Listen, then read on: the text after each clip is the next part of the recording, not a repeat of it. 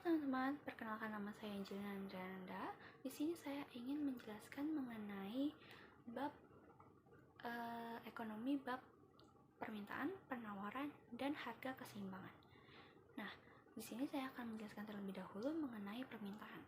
Permintaan yaitu atau juga bisa disebut demand, yaitu barang atau jasa yang dibeli oleh masyarakat sesuai dengan harga dan waktu tertentu.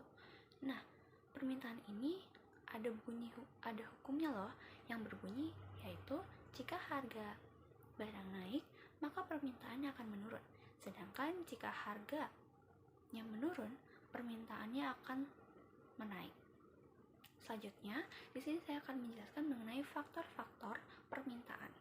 Faktor permintaan yang pertama ada pendapatan, yaitu yang kedua ada selera, yang ketiga ada jumlah penduduk atau beli, yang keempat ada perkiraan harga di masa depan, lalu ada harga barang substitusi, dan ada harga barang komplementer. Selanjutnya ada perkiraan di masa depan, lalu ada intensitas kehidupan.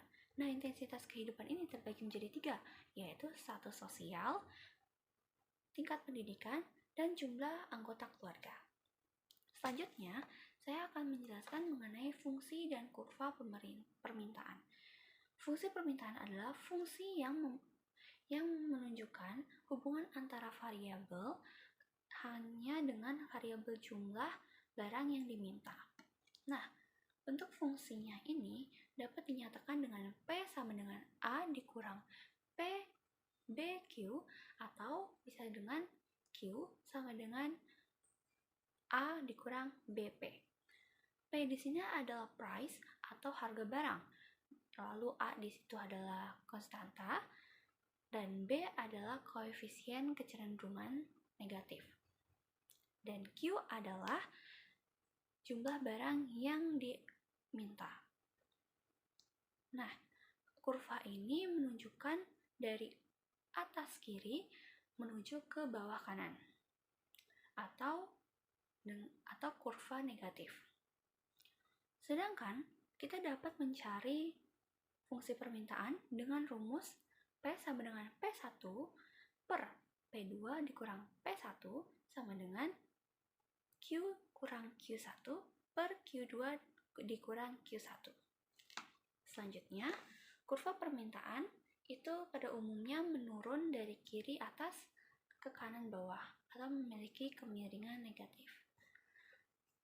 Nah, titik-titik dalam kurva tersebut bisa bergerak.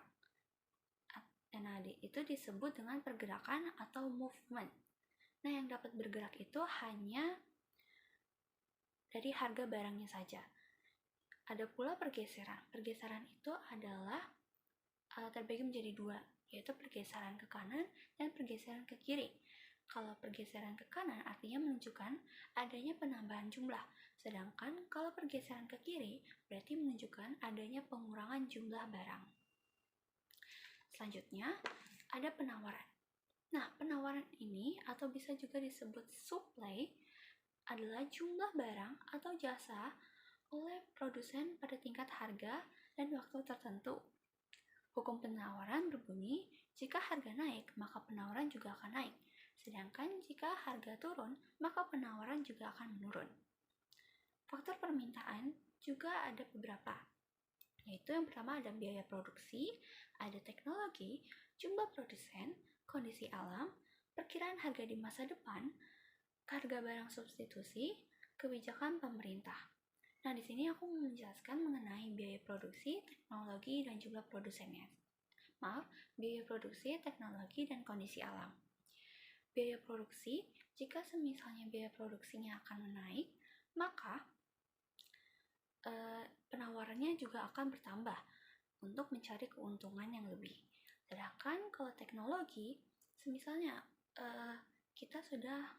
zaman sekarang kan sudah canggih. Nah, kita bisa membuat suatu barang dengan teknologi yang canggih juga. Dengan teknologi tersebut, kita bisa membuat barang sebanyak mungkin. Lalu, jika membuat barang sebanyak mungkin, jadi kita harus menawarkan kepada konsumen sebanyak mungkin juga. Jadi penawarannya akan meningkat. Lalu ada kondisi alam. Jika kondisi alamnya menurun, maka penawarannya juga akan menurun dong, karena tidak ada bahan yang mendukung barang itu dijual. Sedangkan jika kondisi alamnya baik, maka penawarannya juga akan menaik. Selanjutnya, ada fungsi penawaran. Fungsi penawaran ini menunjukkan hubungan antara variabel harga dengan variabel jumlah barang yang ditawarkan. Nah, bentuk fungsi penawaran itu bisa dikatakan dengan P sama dengan A ditambah BQ atau Q sama dengan A ditambah BP. Dengan keterangan, Q di sini adalah jumlah barang yang ditawarkan, sedangkan P adalah price atau harga barang, A adalah konstanta, dan B adalah koefisien kecenderungan positif. Rumus dari fungsi penawaran itu adalah P dikurang P1 per P2 dikurang P1 sama dengan Q dikurang Q1 per Q2 dikurang Q1. Nah, rumus ini sama persis dengan rumus fungsi permintaan. Selanjutnya, fungsi penawaran. Fungsi penawaran ini dapat bergerak antara titik satu dengan yang lain, yaitu disebut dengan movement. Sama ya, teman-teman. Nah, movement ini dapat hanya bergerak karena harga barang atau jasanya. Kurva dapat bergeser juga, teman-teman. Kurva dapat bergeser ke kanan karena adanya penambahan barang. Nah, kalau bergeseran ke kiri, maka adanya pengurangan jumlah barang yang dijual. Selanjutnya, yang ketiga, kita akan membahas keseimbangan pasar. Keseimbangan pasar di sini yaitu pertemuan antara permintaan dan penawaran untuk menentukan harga yang pas di antara kedua pihak. Contohnya seperti penjual dan pembeli. Kita kan sering nego-nego nih. Nah, itu adalah keseimbangan pasar. Keseimbangan pasar ini dapat dirumuskan menjadi QD sama dengan QS atau PD sama dengan PS. Nah, keseimbangan pasar terjadi ketika kurva permintaan dan kurva penawaran itu saling berpotongan atau disebut titik E atau disebut juga dengan titik equilibrium. Nah, mungkin segitu saja penjelasan mengenai permintaan, penawaran, dan keseimbangan pasar. Jika ada kesalahan kata, mohon dimaafkan, dan semoga materi-materi yang saya sampaikan kepada kalian semua bermanfaat ya. Terima kasih teman-teman.